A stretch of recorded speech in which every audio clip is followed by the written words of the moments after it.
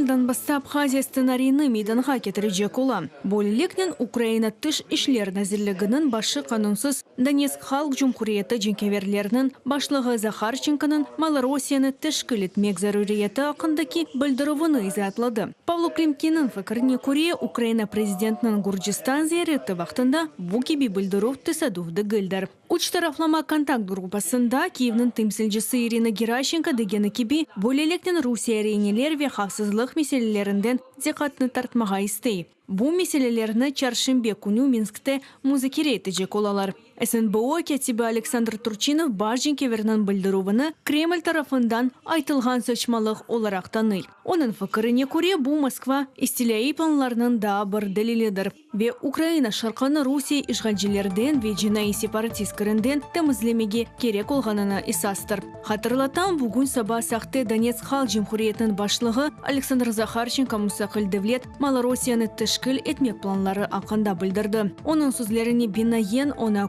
Украинаның 19 регионы весақты Луган жемхуриетінің векелері кірмеге істегені білдірді. Фақат қанунсыз Луганск халық жемхуриетінің женкеверлері Донецк фікірдішінің тәклифінден енді вазгечті.